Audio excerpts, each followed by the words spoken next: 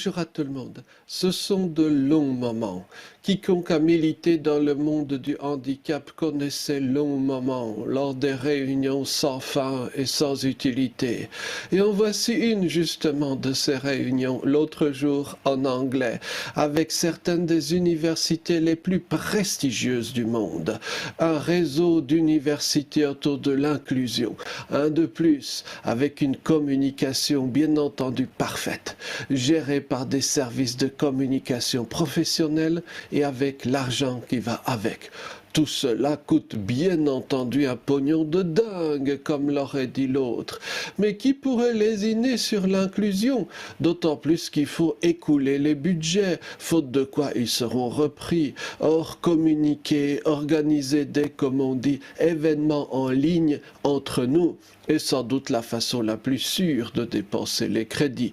Communiquer sur l'inclusion est bien plus sexy que d'œuvrer pour l'inclusion. On écoute donc, et les heures passent. Inclusion par-ci, inclusion par-là. À y regarder de plus près, ce n'est pas n'importe quelle inclusion dont il s'agit. L'inclusion des étudiants qui habitent à plus de 10 km du campus. Inclusion des étudiants qui ont un caniche ou un matou et qui sont discriminés car leur caniche n'est pas accepté à tel cours. Et ainsi de suite.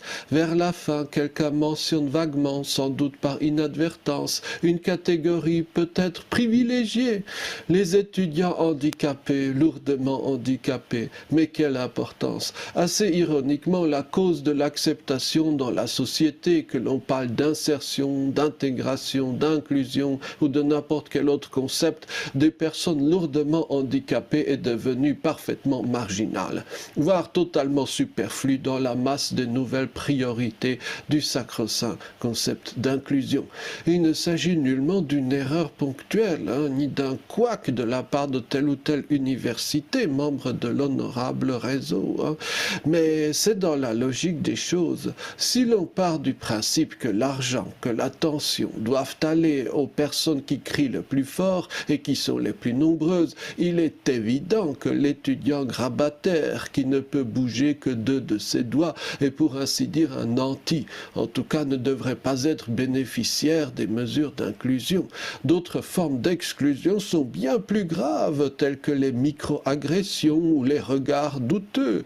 Je ne peux m'empêcher de faire le rapprochement avec une figure française du militantisme de l'inclusion, une personne souvent présente dans les médias et une personne hautement instruite, soit dite par ailleurs.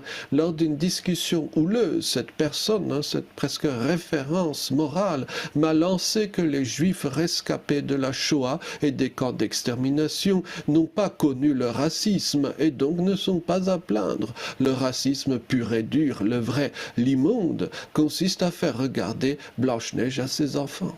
Ces discussions peuvent paraître tout à fait vaseuses, futiles. Ce n'est pas totalement faux, mais elles ont pourtant une conséquence concrète, l'exclusion des personnes les plus lourdement handicapées, pour qui les efforts d'aide ont été initialement menés, alors que naguère la petite caisse destinée aux pauvres, aux malades, était sacrée. Et souvenons-nous que justement Robin des Bois entrait en action, car quelqu'un pillait cette caisse. De nos jours, il passe pour vertueux d'y puiser soi-même en repoussant les plus exclus.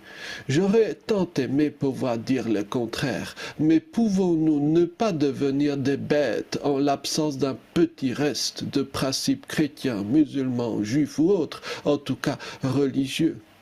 Merci beaucoup, bonne journée.